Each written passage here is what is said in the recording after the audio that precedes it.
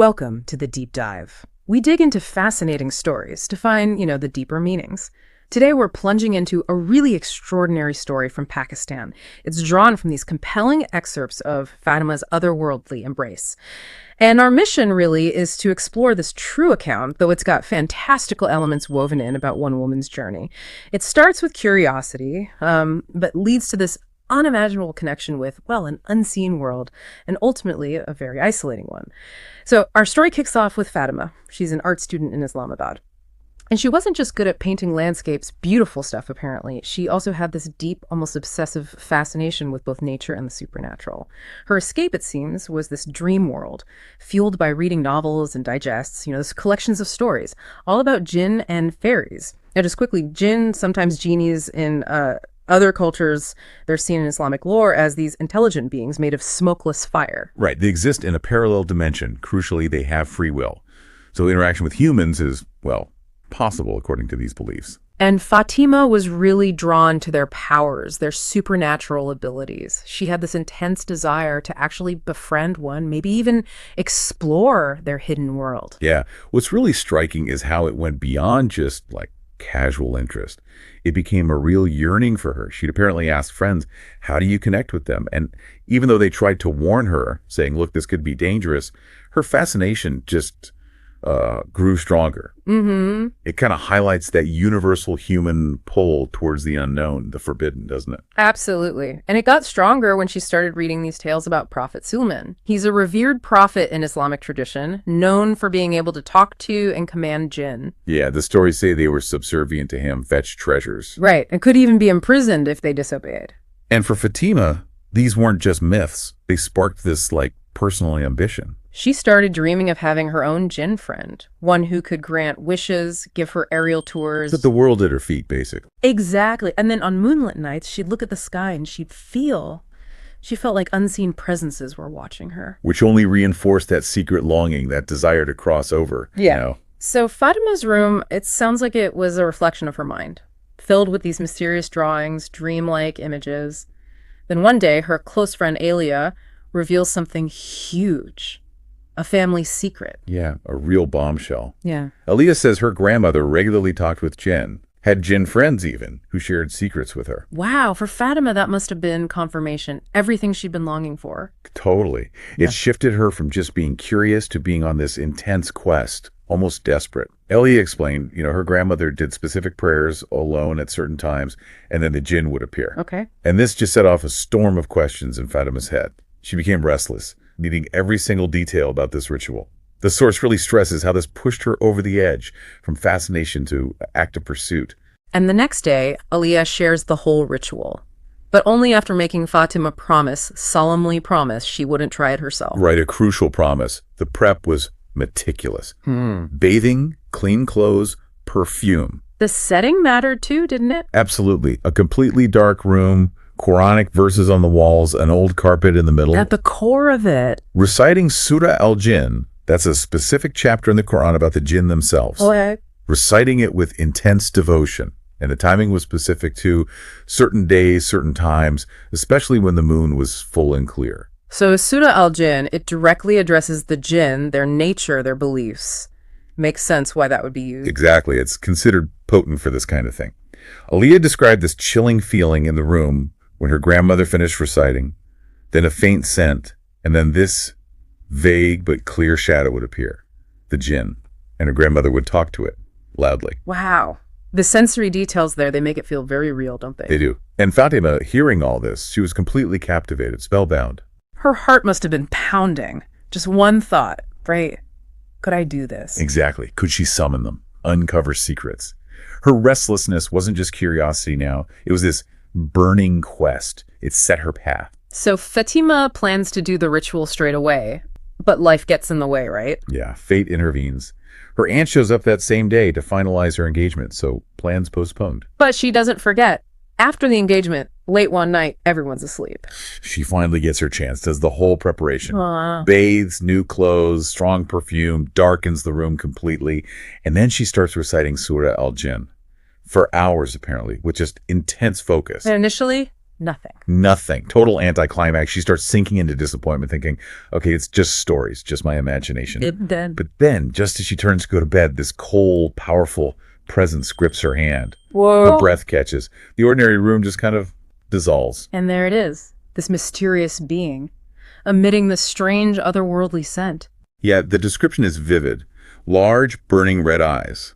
But its features were clear, beautiful, enigmatic even. It's interesting it happened then, right? Not when she was trying so hard, but when she'd almost given up. Exactly. It highlights the unpredictable nature of these kinds of reported encounters. So the jinn speaks. Yes, a deep echoing voice. He introduces himself, Jafar Jinn, and asks, "Why did you summon me?" Fatima must have been just stunned. Her dream, right there, real. Completely astonished. But what's really revealing, the text emphasizes Jafar's demeanor. Gentle, soft, filled with this mysterious love and tenderness. Love, right from the start. That's how it's described. He apparently told her that some unknown force, maybe like an innate connection, had drawn him to her. It's a crucial detail, setting the tone. And their first conversation, what was that like? Quite simple, really. Fatima just expressed her pure longing, to understand jinn, their world. No fear, no asking for wishes right away. No, apparently not. Jafar seemed amused by her innocent curiosity. He didn't see selfishness, just this genuine desire for knowledge. He just smiled. Yeah. And then he promised he'd return, and eventually he'd show her his world. Which must have just sent her over the moon. Totally exhilarated, couldn't sleep. She immediately sketched his face, his features, and hung the drawing on her wall. Like proof, a link to this new reality. Exactly, something tangible to hold on to prove to herself it wasn't just a dream. So the next day, Fatima's different. Noticeably so. Yeah, unusually happy, glowing, hopeful, really warm towards everyone. But she starts retreating early each night, using an excuse. Right, an important assignment. That was her cover. And this becomes her routine, waiting alone for Jafar. Every day, they'd meet, talk like old friends. Time just disappears as he tells her stories about his world. And it's this part of the story, isn't it, that really shows the isolation setting in? Absolutely. Her world starts to shrink, quite literally. It mirrors how any intense obsession, whether it's spiritual or creative or even a relationship, can accidentally cut you off from everything else. And then Jafar makes good on his promise. The flying. He does. Takes her by the hand and they fly above the city. Imagine that. Pure joy for her. Laughter echoing in the clouds, seeing the world from this impossible angle, houses like little toys. A dream she didn't want to end. Even if it pulled her further and further from, well, reality as everyone else knew it. So as this connection with Jafar gets deeper, her family starts noticing things are off. What did they pick up on? Well, they saw her becoming increasingly self-absorbed. She stopped joining family gatherings. Friends weren't coming around anymore. She barely left her room. Just wanted to be alone. And at first, they put it down to exam stress. Yeah, perfectly understandable, right? But then her studies finished, and the behavior didn't change. That's when the worry probably started creeping in. Meanwhile, Fatima's happier than ever. Every day brings more joy, because she's meeting Jafar constantly, hourly even. Their bond deepens. His conversations give her this peace she can't find anywhere else. So her social life just evaporates. Completely. Jafar becomes everything. Her entire world shrinks down to her room, that painting on the wall, and this unseen dimension she shares only with him. Okay, so Fatima finishes her studies. Her aunt asks about arranging her marriage. The family agrees, date's set. And then tragedy. The first fiance dies suddenly. Car accident. Families are mourning. But Fatima, what was her reaction described as? Chillingly indifferent? Absolutely. No sadness, no tears, no shock. Just this mysterious silence. It's as if, by this point, her reality had fundamentally shifted. The human world, its tragedies, its expectations just didn't register anymore. It seems that way. Her main focus was Jafar, his world. The rest was secondary, almost irrelevant. Her family was obviously disturbed, but they kept quiet about it. They try again, though. Find another match. A few months later, yeah. Another good match. Educated guy. But as the wedding gets closer, he has a severe accident. Becomes disabled. And the pattern continues. A terrifying pattern. Any potential match meets with misfortune. Sudden illness, losing all their money, life-threatening incidents. So inevitably, rumors start. People start calling her ominous. Right. Misfortune follows anyone connected to her. Her name becomes feared. This innocent girl's image transforms into something terrifying. And eventually no one dares propose. Too scared. Exactly. They feared for their lives. But Fatima herself, still completely oblivious to this storm raging around her family. How does the source describe her state then? Still lost in her own world. Completely. Deep, silent world. Totally unaffected by how others saw her. Her parents, though, they're desperate. She's getting older. The family's reputation is suffering. So they seek help, spiritual help. Yes, they turn to religious scholars, spiritual healers, peers, fakirs, amils. These are figures respected in South Asian cultures for their spiritual insight, their ability to deal with the unseen. They try charms, prayers. Yeah. But nothing works. No one can figure out what's wrong with Fatima. She's become this complete enigma. She gets even quieter, refuses to talk to anyone. It's like her soul is just moved somewhere else. Her poor mother. She must have been beside herself. Couldn't bear it anymore. So she decides to investigate herself. One night, she listens outside Fatima's door. And hears strange sounds. Loud laughter, loving, joyful conversations. Such a stark contrast to Fatima's daytime silence. The mother's totally perplexed. How can her daughter, who barely speaks all day, be so cheerful and lively alone in her room? What did that signal to her? It was just this shocking paradox. So the next day she listens again. And this time it's different. Softer sounds, delicate, loving sounds, like Fatima's talking to a small child, singing lullabies. Lullabies. Oh, wow. The mother musters all her courage, peeks through the door, and the sight just shocks her to the core. What does she see?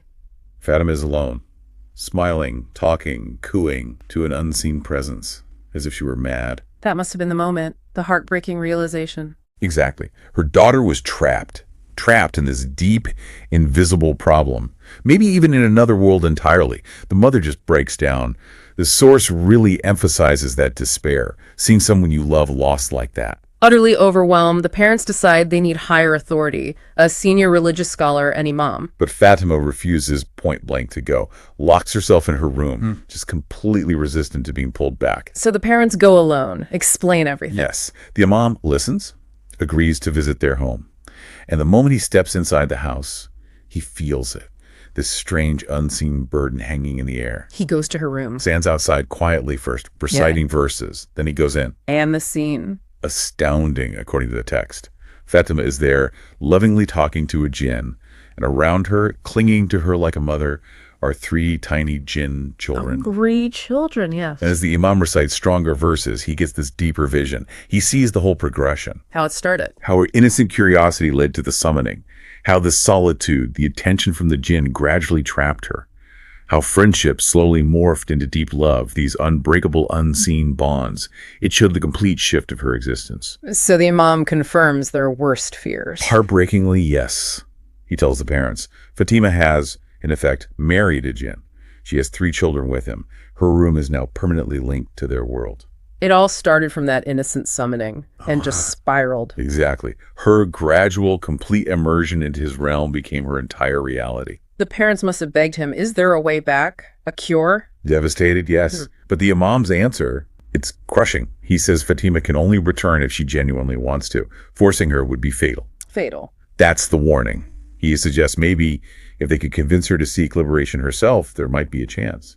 But he warns, from where she is now, so deeply tangled in the jinn world, it's almost impossible for a human to return alive. Wow. An impossible choice, really. The finality of that. It's tragic. Deeply tragic. So, after the imam leaves, the parents try. They plead with her. Desperate, tearful attempts.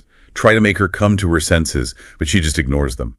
Retreats to her room, locks the door. And then? The next day, her room is empty. Fatima is gone. Vanished. Without a single trace.